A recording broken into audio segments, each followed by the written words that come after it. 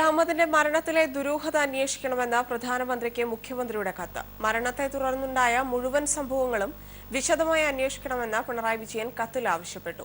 ഭാവിയിൽ ഇത്തരം സംഭവങ്ങൾ ആവർത്തിക്കാതിരിക്കാനുള്ള നടപടികളുണ്ടാകണം. പാർലമെന്റ് അംഗമെന്ന നിലയിൽ ആശുപത്രിയിൽ പ്രത്യേക പരിഗണന നൽകുന്ന കാര്യത്തിലും അദ്ദേഹത്തിന്റെ സഹപ്രവർത്തകരായ പാർലമെന്റ് അംഗങ്ങളോടും കുടുംബാംഗങ്ങളോടും ആശുപത്രി ജീവനക്കാർ സ്വീകരിച്ച സമീപനത്തിന്റെ കാര്യത്തിലും ഗൌരവമായ ആശങ്കയാണ് ഉണ്ടായിട്ടുള്ളതെന്നും മുഖ്യമന്ത്രി കത്തിൽ പറയുന്നു.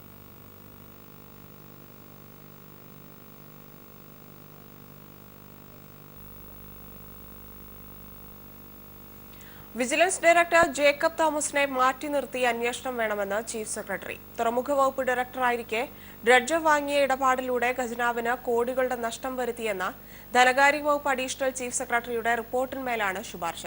റിപ്പോർട്ടിന്മേൽ മുഖ്യമന്ത്രി ഡയറക്ടർ ജനറൽ ഓഫ് പ്രോസിക്യൂഷന്റെ അഭിപ്രായം തേടി. തുറമുഖ വകുപ്പ് ഡയറക്ടറായിരിക്കെ ആഗോള ടെൻഡർ ഒഴിവാക്കി ഹോളണ്ടിൽ നിന്ന് മണ്ണുമാന്തി കപ്പൽ വാങ്ങാൻ ജേക്കബ് തോമസ് കരാർ നൽകിയെന്നും ഇതിൽ വലിയ ക്രമക്കേട് നടന്നുവെന്നുമാണ് ധനകാര്യ വകുപ്പ് പ്രിൻസിപ്പൽ സെക്രട്ടറി ചീഫ് സെക്രട്ടറിക്ക് നൽകിയ റിപ്പോർട്ടിൽ ചൂണ്ടിക്കാട്ടിയിട്ടുള്ളത്. ഇടപാടിലൂടെ 15 കോടിയുടെ നഷ്ടം ഖജനാവിനുണ്ടായി. ദില്ലിയിലുള്ള ഒരു വ്യക്തിയുമായി ചേർന്ന് ഇക്കാര്യത്തിൽ കൃത്രിമം കാണിച്ചുവെന്നും റിപ്പോർട്ട് ചൂണ്ടിക്കാട്ടുന്നു. ഇക്കാര്യം പ്രത്യേക സംഘത്തെ കൊണ്ട് അന്വേഷിപ്പിക്കണമെന്നും റിപ്പോർട്ടിൽ ആവശ്യപ്പെടുന്നുണ്ട്. റിപ്പോർട്ട് പരിശോധിച്ച ചീഫ് സെക്രട്ടറി ഇക്കാര്യത്തിൽ മുഖ്യമന്ത്രിക്ക് നടപടിയെടുക്കാമെന്ന കുറിപ്പോടെ ഫയൽ മുഖ്യമന്ത്രിക്ക് തന്നെ കൈമാറുകയായിരുന്നു. ഇതേ തുടർന്നാണ് മുഖ്യമന്ത്രി ഡയറക്ടർ ജനറൽ ഓഫ് പ്രോസിക്യൂഷന്റെ അഭിപ്രായം തേടിയിരിക്കുന്നത്. News bureau, Thiruvananthapuram.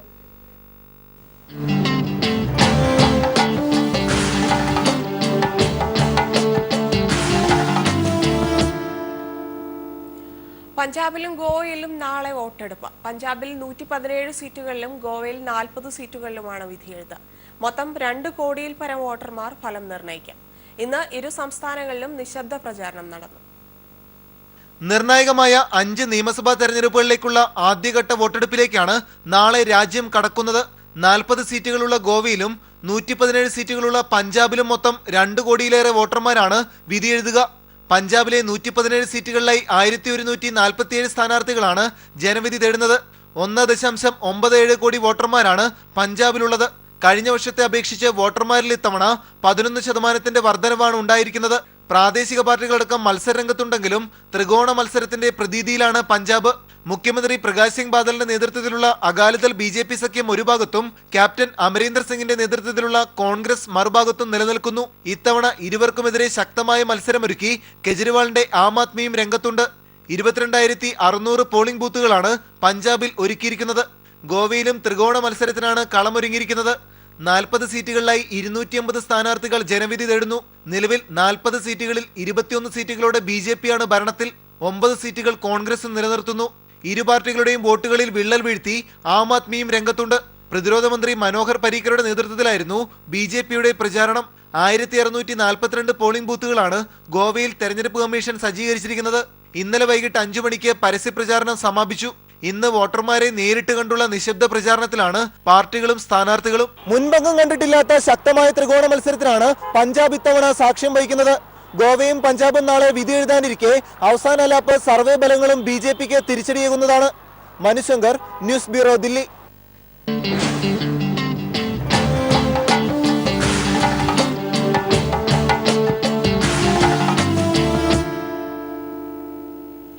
American president Donald Trump Australian പ്രധാനമന്ത്രി മാൽക്കം ടേൺബുളിനെ ഫോണിൽ വിളിച്ച് ശകാരിച്ചെന്ന് റിപ്പോർട്ട്. അഭയാർത്ഥി പ്രശ്നവുമായി ബന്ധപ്പെട്ടാണ് ട്രംപിന്റെ ശകാരവർഷം. ട്രംപിന്റെ പക്വതയില്ലായ്മ ഇരു രാജ്യങ്ങളും തമ്മിലുള്ള ബന്ധം വഷളാക്കിയേക്കുമെന്ന ആശങ്ക ഉയരുകയാണ്. അഭയാർത്ഥി പ്രശ്നത്തിൽ ഒബാമ സർക്കാർ ഓസ്ട്രേലിയയുമായി ഒപ്പുവെച്ച കരാറിന്റെ തുടർ നടപടികൾ ആവശ്യപ്പെട്ടതാണ് ട്രംപിനെ ചൊടിപ്പിച്ചത്. ഓസ്ട്രേലിയയുടെ കസ്റ്റഡിയിലുള്ള 1250 അഭയാർത്ഥികളെ അമേരിക്കയിൽ കുടിയേറാൻ അനുവദിക്കാമെന്ന് ഒബാമ സർക്കാർ ഉറപ്പു നൽകിയിരുന്നു. എന്നാൽ ശകാരവർഷമായിരുന്നു ട്രംപിൽ നിന്ന് ടേൺബുളിന് നേരിടേണ്ടി വന്നത്. വൈറ്റ് ഹൌസിലെ ഓവൽ ഓഫീസിൽ വെച്ചായിരുന്നു സംഭവം. അതും മുഖ്യ ഉപദേഷ്ടാവ് സ്റ്റീഫൻ കെ ബാനൻ, ദേശീയ സുരക്ഷാ ഉപദേഷ്ടാവ് Michael Flynn, White House press secretary Sean Spicer എന്നിവരുടെ സാന്നിധ്യത്തിൽ. 4 രാഷ്ട്രതലവന്മാരുമായി താൻ ഫോണിൽ സംസാരിച്ചെന്നും അതിലേറ്റവും മോശം സംസാരമാണിതെന്നും ട്രംപ് പറഞ്ഞതായാണ് റിപ്പോർട്ട്. 1 മണിക്കൂർ തുടരേണ്ടിയിരുന്ന സംസാരം 25 മിനിറ്റ് കൊണ്ട് അവസാനിപ്പിച്ച് ട്രംപ് ഫോൺ കട്ട് ചെയ്തതായും വാഷിംഗ്ടൺ പോസ്റ്റിന്റെ റിപ്പോർട്ടിൽ പറയുന്നു. കുടിയേറ്റക്കാരെ സ്വീകരിക്കാമെന്ന് ഒബാമ ഓസ്ട്രേലിയയ്ക്ക് കൊടുത്ത് ഉറപ്പു പാലിക്കാൻ സാധിക്കില്ല എന്നാണ് ട്രംപിന്റെ നിലപാട്. അതേസമയം ഈ വാർത്തയോട് ടേൺബുൾ പ്രതികരിച്ചിട്ടില്ല. അടുത്ത ബാച്ച് ബോസ്റ്റൺ ബോംബർമാരെ അമേരിക്കയിലേക്ക് ഇറക്കുമതി ചെയ്യാനാണ് ഓസ്ട്രേലിയയുടെ നീക്കമെന്നും ട്രംപ് ആരോപിച്ചു. എന്തായാലും ഒബാമ പടുത്തുയർത്തിയ സൗഹൃദ വലയത്തിന്റെ കണ്ണുകൾ ട്രംപിന്റെ പക്വതയില്ലായ്മയിലൂടെ അടരുന്നുവെന്ന് വേണം മനസ്സിലാക്കാൻ. International desk.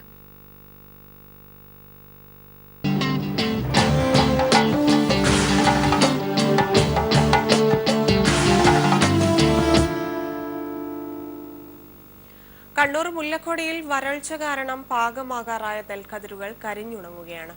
ഏക്കർ കണക്കിന് ഭൂമി പാട്ടമെടുത്തും ലോൺ എടുത്തുമെല്ലാം നെല്ലിൽ ഉപജീവനം കണ്ടെത്തുന്ന കർഷകരുടെ ഭാവിയെക്കുറിച്ച് ഭീതി പൂണ്ട മുഖങ്ങളാണ് മുല്ലക്കൊടിയിൽ കാണാനാവുക. കണ്ണൂർ പറശ്ശിനിക്കടവ് മുല്ലക്കൊടി കൈവയലിൽ പാട്ടത്തിന് ഭൂമിയും ലോണെടുത്ത് പണിക്കൂലിയും കണ്ടെത്തി വിത്തിട്ടവരുടെ ഭാവി കത്തുന്ന വെയിലിലും ഇരുളിലാവുകയാണ്. മഴ പേരിനു മാത്രം വന്നുപോയതിന്റെ ദുരന്തമുഖമാണ് മുല്ലക്കൊടി കൈവയൽ. ഒരു കാലത്ത് കണ്ണെത്താ ദൂരത്തോളം പച്ചപിടിച്ചു നിന്നിരുന്ന വയലേലകൾ കരിഞ്ഞുണങ്ങിയിരിക്കുന്നു. തോടുകളും കുളങ്ങളും വറ്റിവരണ്ടതോടെ സംഘങ്ങളായും ഒറ്റയ്ക്കും ഏക്കർ കണക്കിന് ഭൂമിയിൽ വിത്തു വിതച്ചവർ കരിഞ്ഞുണങ്ങി നിൽക്കുന്ന കതിരുകൾ നോക്കി നെടുവീർപ്പിടുകയാണ്. അത് ഇതുവരെ ഇതേപോലെ തന്നെ ഒരു കാലാവസ്ഥ നമുക്ക് ഉണ്ടായിട്ടുമില്ല. നമുക്ക് കൂലിയും കിട്ടാനില്ല, ഇന്ന് നെല്ലുമില്ല, എല്ലാം പോക്കാന്ന്. മറ്റും നമുക്ക് കുറച്ചെല്ലാം മെച്ചമുണ്ടാകലുണ്ട്. ഈ പ്രാവശ്യം ഇത്ര ദിവസമായി, നമ്മൾ 8 ദിവസമായി, 9 ദിവസമായി മൂരുന്നു. അതിലാണ് ഇന്ന് ആടെ ലേശം നമുക്ക് കൂലിയെടുക്കാനുള്ളത്. ഒരിക്കൽ പോലും അരി വാങ്ങേണ്ടി വന്നിട്ടില്ല. ഇത്തവണ അതും വേണ്ടിവരും. കൂലി കൊടുക്കാൻ പോലും നെല്ലില്ല. അതിനും പണം കണ്ടെത്തണം. നെല്ലൊന്നുമില്ല, ചോറ് വയ്ക്കാനായിട്ട് മണി നെല്ല് കിട്ടാനില്ല. ഇപ്പം അരി വാങ്ങിയിട്ട് കൊണ്ടുവന്നിട്ട് പിന്നെ ഇങ്ങനെ മൂരുന്നവർക്ക് ഭക്ഷണം വെച്ച് കൊണ്ടുവരണം. ഇതുവരെ അരി വാങ്ങിയിട്ട് ചോറ് വയ്ക്കേണ്ട അവസ്ഥ ഉണ്ടായിട്ടില്ല. ഈ കത്തുന്ന വെയിൽ കരിയിച്ചു കളഞ്ഞത് ഈ നെൽക്കതിരുകളെ മാത്രമല്ല, ഇവരുടെ ജീവിതവും കൂടിയാണ്. കണ്ണൂരിൽ നിന്നും ക്യാമറാമാൻ ജയൻ കല്യാശ്ശേരിക്കൊപ്പം PV ജോഷില.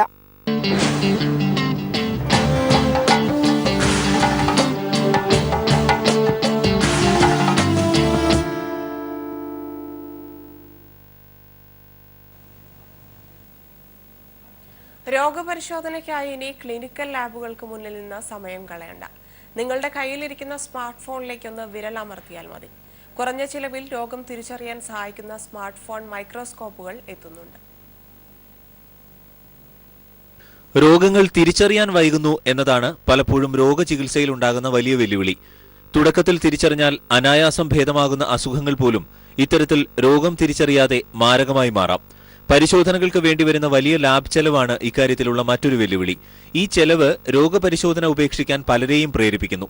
എന്നാൽ നമുക്ക് ആശ്വാസകരമായ ഒരു വാർത്തയാണ് വൈദ്യശാസ്ത്ര രംഗത്തു നിന്നും ഇപ്പോൾ വരുന്നത്. മാരക രോഗങ്ങളായ ക്യാൻസർ, ക്ഷയം തുടങ്ങിയവ പ്രാരംഭഘട്ടത്തിൽ തന്നെ സ്മാർട്ട് ഫോൺ ഉപയോഗിച്ച് കുറഞ്ഞ ചെലവിൽ തിരിച്ചറിയാൻ സഹായിക്കുന്ന സ്മാർട്ട് ഫോൺ പത്തോളജി മൈക്രോസ്കോപ്പാണ് അണിയറയിൽ ഒരുങ്ങുന്നത്. ഉയർന്ന നിക്ഷേപം വേണ്ടിവരുന്ന ലാബ് ഉപകരണങ്ങൾ സാധാരണക്കാർക്ക് പോലും താങ്ങാവുന്ന വിലയിൽ ഒരു സ്മാർട്ട് ഫോൺ അനുബന്ധ ഉപകരണമാക്കി ചുരുക്കാൻ തയ്യാറെടുക്കുകയാണ് വൈദ്യശാസ്ത്ര രംഗത്തെ വിദഗ്ധർ. DNA പരിശോധന അടക്കമുള്ള സംഗതികൾ സാധ്യമാക്കുന്ന ഈ ഉപകരണം ഏതാണ്ട് 30,000 രൂപയ്ക്ക് വിപണിയിലെത്തിക്കാനുള്ള ശ്രമമാണ് നടക്കുന്നത്. ഇത്തരമൊരു സ്മാർട്ട് ഫോൺ ഉപകരണം യാഥാർത്ഥ്യമാകുന്നതോടെ പല മാരക രോഗങ്ങളെയും എളുപ്പത്തിൽ തിരിച്ചറിയാനും ചികിത്സ തേടാനും സാധിക്കുമെന്നാണ് വിദഗ്ധർ പറയുന്നത്. ഇന്ത്യയെപ്പോലുള്ള വികസ്വര രാഷ്ട്രങ്ങളിലെ ആരോഗ്യ സംരക്ഷണത്തിനാകും ഇത്തരം സാങ്കേതിക വിദ്യകൾ വലിയ അനുഗ്രഹമാകുക. കുറഞ്ഞ ചെലവിൽ രോഗം തിരിച്ചറിയാൻ സഹായിക്കുന്ന സ്മാർട്ട് ഫോൺ മൈക്രോസ്കോപ്പുകൾ ഇക്കാര്യത്തിൽ വലിയ മാറ്റം കൊണ്ടുവരും. ഇത്തരം ഒരു ഉപകരണം ഓരോ വീട്ടിലുമുണ്ടെങ്കിൽ കുടുംബാംഗങ്ങളുടെ രക്തപരിശോധനകൾ ഉൾപ്പെടെയുള്ളവ എളുപ്പം സാധ്യമാകും. പരിശോധനാ ഫലം സ്മാർട്ട് ഫോണിൽ നിന്ന് തന്നെ ഡോക്ടർക്ക് നേരിട്ട് അയക്കാനും ഉപദേശം സ്വീകരിക്കാനും കഴിയും. ഇത് ചികിത്സാരംഗത്ത് വലിയ വിപ്ലവം തന്നെ സൃഷ്ടിച്ചേക്കാം.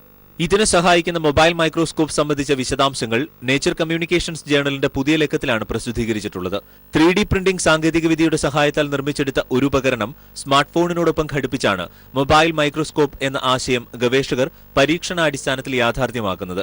അമേരിക്കയിലെ കാലിഫോർണിയ സർവകലാശാല, സ്വീഡനിലെ സ്റ്റോക്ക്ഹോം, ഉപ്സല എന്നീ സർവകലാശാലകളുടെ സംയുക്ത ഗവേഷണ പദ്ധതിയായാണ് മൊബൈൽ മൈക്രോസ്കോപ്പ് അണിയറയിൽ ഒരുങ്ങുന്നത്. ഈ മേഖലയിലെ ഗവേഷണങ്ങളുടെ ചുവട് പിടിച്ച് സ്മാർട്ട് ഫോണുമായി ഘടിപ്പിച്ച് ഉപയോഗിക്കാവുന്ന ഒരു ചെറുതീപ്പെട്ടിയുടെ വലിപ്പത്തിലുള്ള DNA ഡാറ്റ അനലൈസിംഗ് ഉപകരണം ബ്രിട്ടനിലെ ഓക്സ്ഫോർഡ് നാനോപോർട്ട് ടെക്നോളജീസ് എന്ന സ്ഥാപനം ഈ വർഷം അവസാനത്തോടെ വിപണിയിൽ എത്തിക്കുമെന്നാണ് പ്രതീക്ഷിക്കുന്നത്. News desk. പാറ്റേൺ ലോക്കുകളുമായാണ് ഇന്ന് മിക്ക ആൻഡ്രോയിഡ് ഫോണുകളുടെയും സുരക്ഷാ കവചം. എന്നാൽ ഒരു ആൻഡ്രോയിഡ് ഫോണിന്റെ പാറ്റേൺ ലോക്ക് ഹാക്ക് ചെയ്യുക എളുപ്പമാണെന്നാണ് ഗവേഷകർ പറയുന്നത്. 5 തവണ ശ്രമിച്ചാൽ ഫോൺ ലോക്ക് ആകുമെങ്കിൽ നല്ല ബുദ്ധിയുള്ള ഒരു ഹാക്കർക്ക് എത്ര തന്നെ പ്രാവശ്യം ശ്രമിക്കാതെ ഫോൺ അൺലോക്ക് ചെയ്യാൻ സാധിക്കും. ഗവേഷകരാണ് ഇത്തരത്തിലൊരു കണ്ടെത്തൽ നടത്തിയത്. ഫോൺ അൺലോക്ക് ചെയ്യാനായി ഈ ഗവേഷകർ ചെയ്തത് ഇത്രമാത്രം. പാറ്റേൺ ലോക്ക് അൺലോക്ക് ചെയ്യുന്ന ഒരാളിൽ നിന്നും 2.5 മീറ്റർ മാത്രം അകലെ മാറിയിരിക്കുക. അതിനുശേഷം അയാൾ ഫോൺ അൺലോക്ക് ചെയ്യുന്ന രംഗം ഒരു ക്യാമറയിൽ ചിത്രീകരിച്ചു. തുടർന്ന് അതൊരു ഫിംഗർ ട്രാക്കിംഗ് അൽഗോരിതത്തിന്റെ സഹായത്തോടെ പരിശോധിച്ചു. പിന്നീട് ആ ഫോൺ എളുപ്പത്തിൽ അൺലോക്ക് ചെയ്യുകയും ചെയ്തു. അൽഗോരിതം ഉപയോഗിച്ച് എളുപ്പത്തിൽ അൺലോക്ക് ചെയ്തത് സങ്കീർണമായ പാറ്റേണുകൾ ഇട്ടവരുടേതാണെന്നും ഗവേഷകർ പറയുന്നു. പാറ്റേൺ ലോക്കുകൾ അത്ര ദുർബലമല്ല. പക്ഷേ ഉപയോഗിക്കുന്ന പാറ്റേൺ വളരെ വേഗം മറ്റൊരാൾക്ക് ഊഹിച്ചെടുക്കാമെന്നും അതുവഴി ഫോൺ അൺലോക്ക് ചെയ്ത് നിങ്ങളുടെ രഹസ്യങ്ങൾ മറ്റുള്ളവർക്ക് ചോർത്താമെന്നും ഇതിനോടകം തന്നെ തെളിയിക്കപ്പെട്ടിട്ടുള്ളതാണ്. 4 മുതൽ 9 വരെ മോഡുകളാണ് പ്രധാനമായും പാറ്റേൺ ലോക്കിൽ ഉപയോഗിക്കുന്നത്. 4 ലക്ഷത്തിനടുത്ത് പാറ്റേൺ കോമ്പിനേഷനുകൾ ഉപയോഗിക്കാമെന്നിരിക്കെ മിക്ക ഉപഭോക്താക്കളും ഉപയോഗിക്കുന്നത് ഒരേ രീതിയിലുള്ള പാറ്റേൺ ലോക്കുകളാണ്. 4000-ഓളം വരുന്ന പാറ്റേൺ സാമ്പിളുകളാണ് പഠനം നടത്തിയ സംഘം പരിശോധനയ്ക്ക് വിധേയമാക്കിയത്. ഇതിൽ 44% ഉപയോഗിക്കുന്നത് ഒരേ തരത്തിലുള്ള പാറ്റേൺ ആണെന്ന് സംഘം കണ്ടെത്തി. കൂടുതൽ പേരും ആകെ 4 മോഡുകൾ മാത്രമാണ് ഉപയോഗിക്കുന്നത്. അധികം ആളുകളും പാറ്റേൺ മാറ്റുന്നുണ്ടെങ്കിലും പാറ്റേൺ വരയ്ക്കുന്നതിന്റെ ദിശ മാറ്റാൻ ഒരുക്കമാകുന്നില്ലെന്ന് പഠനങ്ങൾ കണ്ടെത്തി. എന്നാൽ പാറ്റേൺ വരയ്ക്കുന്നതിന്റെ ദിശ മാറ്റുന്നത് പാറ്റേൺ കൂടുതൽ ശക്തമാക്കാൻ ഉപകരിക്കുമെന്നാണ് പറയപ്പെടുന്നത്. നോർവീജിയൻ സർവകലാശാലയിലെ ശാസ്ത്ര സാങ്കേതിക വിഭാഗത്തിലെ മാർഷൽ ലോഗ് ആണ് പഠനം നടത്തിയത്. News desk.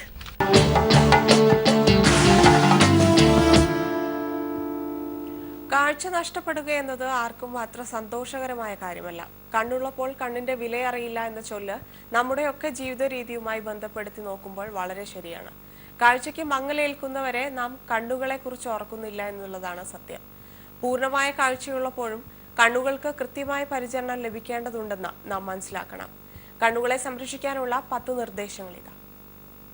പുകവലി ഒഴിവാക്കുക. നിങ്ങൾ പുകവലിക്കുന്ന ആളാണെങ്കിൽ പ്രായസംബന്ധിതമായ കാഴ്ചക്കുറവ് ഉണ്ടാകാനുള്ള സാധ്യത വർദ്ധിപ്പിക്കുന്നു.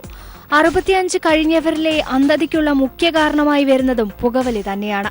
ഇതിന്റെ വേഗത കുറയ്ക്കാൻ സാധിക്കുമെങ്കിലും പരിഹാരമാർഗം ഒന്നും തന്നെയില്ല. അതിനാൽ പുകവലി ഒഴിവാക്കുക. സൺഗ്ലാസ് ധരിക്കുക. കാഠിന്യമേറിയ സൂര്യപ്രകാശത്തിലിറങ്ങുമ്പോൾ സൺഗ്ലാസ് ധരിക്കുകയോ വീതി കൂടിയ തൊപ്പി ധരിക്കുകയോ ചെയ്യുക. അൾട്രാ വയലറ്റ് രശ്മികൾ കണ്ണുകൾക്ക് ആഘാതമേൽപ്പിക്കുന്നത് കുറയ്ക്കാനുള്ള ലളിതമായ മാർഗമാണ് ഇത്. കോണ്ടാക്ട് ലെൻസ് ധരിക്കുന്നവരാണെങ്കിൽ നേത്രരോഗ വിദഗ്ധരെ സമീപിച്ച് ഇത് അൾട്രാ വയലറ്റ് പ്രൊട്ടക്ഷൻ ഉള്ളതാണെന്ന് ഉറപ്പുവരുത്തുക. ശരീരഭാരം ശ്രദ്ധിക്കുക. ശരീരഭാരവും കണ്ണുകളും തമ്മിൽ എന്ത് ബന്ധം എന്നാവും അല്ലേ? എന്നാൽ ബന്ധമുണ്ട്. അമിതഭാരം എന്നത് ടൈപ്പ് 2 ഡയബറ്റീസിനുള്ള കാരണങ്ങളിൽ ഒന്നാണ്. കണ്ണുകളിലെ റെറ്റിനയെ ബാധിക്കുന്നത് 65 കഴിഞ്ഞവരിലെ അന്ധതയ്ക്കുള്ള ഒരു കാരണമാണ്. അതുമാത്രമല്ല, ഇത് ഭാരമേറിയ സ്ത്രീകളിൽ 30% തിമിര സാധ്യത ഉണ്ടാക്കുന്നുവെന്നും പഠനങ്ങൾ സൂചിപ്പിക്കുന്നു. രക്തത്തിലെ അധിക ഗ്ലൂക്കോസുമായി ബന്ധപ്പെട്ടാണ് ഈ പ്രശ്നം ഉണ്ടാകുന്നത്. മീനെണ്ണ ശീലമാക്കുക. മീനെണ്ണയിലെ പദാർത്ഥങ്ങളോ മത്സ്യാഹാരമോ ശീലമാക്കുക.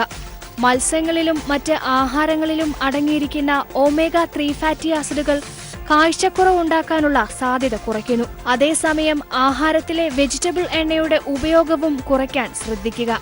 കാരണം അത് കാഴ്ചശക്തിയെ ബാധിക്കാനുള്ള സാധ്യതയുണ്ടെന്ന് പഠനങ്ങൾ സൂചിപ്പിക്കുന്നു. ദിവസവും 3 അതിലധികമോ തവണ പഴങ്ങൾ കഴിക്കുക. ദിവസവും 3 അതിലധികമോ തവണ പഴങ്ങൾ കഴിക്കുന്നതിലൂടെ കാഴ്ചശക്തി കുറയുന്ന പ്രശ്നങ്ങൾ ഇല്ലാതാക്കാൻ സാധിച്ചിട്ടുണ്ടെന്നും പഠനങ്ങൾ സൂചിപ്പിക്കുന്നു. പഴങ്ങൾ ആഹാരത്തിൽ ഉൾപ്പെടുത്തുന്നത് കണ്ണുകളെ പോലെ തന്നെ ശരീരത്തിന്റെ മറ്റ് അവയവങ്ങൾക്കും ഗുണകരമാണ്. ചീര കഴിക്കുക. ലൂട്ടിൻ, സിക്സാന്തിൻ എന്നീ പോഷകങ്ങളും ആന്റി ഓക്സിഡന്റുകളും ധാരാളമായി അടങ്ങിയ ചീര കാഴ്ചയുമായി ബന്ധപ്പെട്ട രോഗങ്ങളെ ചെറുക്കുന്നു. മറ്റ് ഇലക്കറികളിലും ഇത്തരം പോഷകങ്ങൾ ധാരാളമായി അടങ്ങിയിട്ടുണ്ട്. നേത്രരോഗ വിദഗ്ധനെ 1 വർഷത്തിൽ ഒരിക്കലെങ്കിലും സന്ദർശിക്കുക. കണ്ണുകളുടെ സംരക്ഷണത്തിന് ഉചിതമായ മാർഗങ്ങളിലൊന്നാണ് ഇത്. 2 വർഷത്തിൽ ഒരിക്കലെങ്കിലും നേത്രരോഗ വിദഗ്ധനെ സന്ദർശിച്ച് കണ്ണുപരിശോധന നടത്തുക. ഇത് രോഗാവസ്ഥയെക്കുറിച്ച് മുൻകൂർ വിവരങ്ങൾ ലഭിക്കാൻ സഹായകരമാണ്. ദിവസവും 30 മിനിറ്റ് നടക്കുക. ദിവസേനയുള്ള വ്യായാമം ഗ്ലൂക്കോമയുള്ളവരിൽ കണ്ണുകളിലേക്ക് എത്തുന്ന സമ്മർദ്ദത്തെ കുറയ്ക്കും. ഇതുവഴി ഗ്ലൂക്കോമ മരുന്നുകളുടെ ഉപയോഗം കുറയ്ക്കാനാകും. കണ്ണുകളുടെ മേക്കപ്പ് 6 മാസത്തിലൊരിക്കൽ മാറ്റുക. മസ്കാര, ലൈനർ, പൗഡർ തുടങ്ങിയവയിൽ മാറ്റങ്ങൾ വരുത്തുക. മേക്കപ്പുകൾ വഴി ബാക്ടീരിയ കൺപീലികളെയും കൺപോളകളെയും ബാധിക്കാം. ഇത് കണ്ണുകൾക്ക് ദോഷകരമായി മാറിയേക്കും. ദിവസേന ധരിക്കുന്ന കോണ്ടാക്ട് ലെൻസുകൾ ധരിച്ച് ഉറങ്ങിപ്പോകാതിരിക്കുക. നിർദ്ദേശിച്ചിരിക്കുന്ന സമയപരിധിക്കപ്പുറം കോണ്ടാക്ട് ലെൻസ് ഉപയോഗിക്കാതിരിക്കുക. രാത്രിയിലും ധരിക്കാൻ സാധിക്കുന്ന കോണ്ടാക്ട് ലെൻസുകൾ വേണമെങ്കിൽ നേത്രരോഗ വിദഗ്ധരെ സമീപിച്ച് അനുയോജ്യമായത് സ്വന്തമാക്കുക. News desk People TV.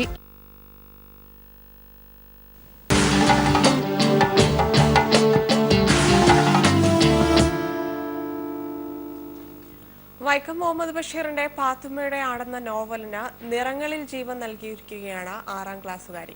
കഥാസന്ദർഭങ്ങൾ ലളിതമായി ആഴത്തിലും ആവിഷ്കരിച്ചിട്ടുണ്ട് ഈ കൊച്ചുമിടുക്കി.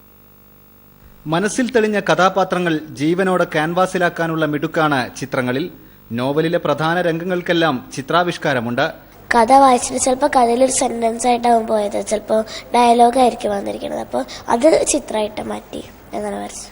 ചിത്രകാരിയായ അമ്മയുടെ ഫോട്ടോ പ്രദർശനവും അധ്യാപികയുടെ പ്രോത്സാഹനവുമാണ് വരയ്ക്ക് പ്രചോദനമായത്.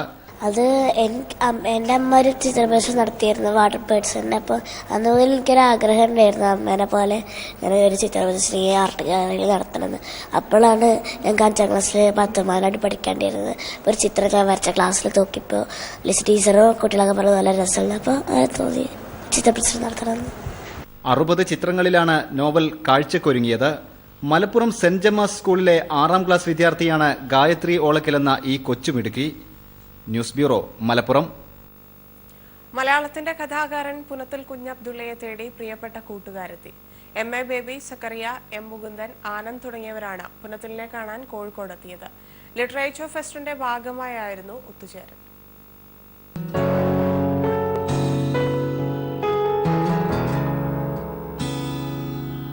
മലയാളത്തിന്റെ പ്രിയപ്പെട്ട കഥാകാരൻ പുനത്തിലിന്റെ മുഖത്ത് നിറഞ്ഞു നിൽക്കുന്ന ചിരിയും സന്തോഷവും. കാണാനെത്തിയവരെല്ലാം ഏറെ പ്രിയപ്പെട്ടവർ. ഒരു തരത്തിൽ മലയാള സാഹിത്യത്തിന്റെ ഒരു ഒത്തുചേരൽ കൂടിയായിരുന്നു കോഴിക്കോട്ടെ പുനത്തിലിന്റെ ഫ്ളാറ്റിൽ നടന്നത്. തന്നെ കാണാൻ ആദ്യമെത്തിയവരിൽ M മുകുന്ദനും MA ബേബിയും ഉണ്ണിയാറും. പിന്നെയത് ആനന്ദ് എന്ന എഴുത്തുകാരനിലേക്കും കടന്നു. അവസാനമായി സക്കറിയയോട് തീരാത്ത കുശലം പറച്ചിൽ, ഒരു കുട്ടിയെപ്പോലെ സ്നേഹപ്രകടനവും. പഴയ വിശേഷങ്ങൾക്കൊപ്പം എത്തിയവരെല്ലാം കാതോർത്തിരുന്നു.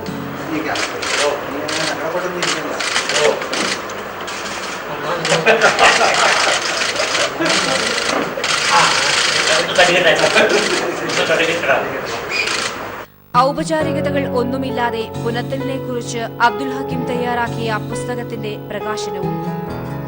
ശിലയിൽ തീർത്ത സ്മാരകങ്ങൾ എന്ന് പേരിട്ടിരിക്കുന്ന പുസ്തകത്തിൽ പുനത്തിലിന്റെ കൃതികളുടെ പഠനങ്ങളും പുനത്തിലിനെ കുറിച്ചുള്ള മലയാളത്തിന്റെ എഴുത്തുകാരുടെ അനുഭവങ്ങളുമാണ് ഉൾക്കൊള്ളിച്ചിരിക്കുന്നത്. ഏറെ നേരം ചിലവഴിച്ചാണ് പ്രിയപ്പെട്ട കഥാകാരന്മാർ മടങ്ങിയത്. പുതിയ കഥകൾക്ക് കാതോർത്തിരിക്കുകയാണെന്ന് ഓർമ്മിപ്പിച്ചു. കോഴിക്കോട് നടക്കുന്ന ലിറ്ററേച്ചർ ഫെസ്റ്റിന്റെ ഭാഗമായാണ് മലയാളത്തിന്റെ പ്രിയപ്പെട്ട കുഞ്ഞിക്കയെ കാണാൻ എഴുത്തുകാർ എത്തിയത്. News bureau, Kozhikode.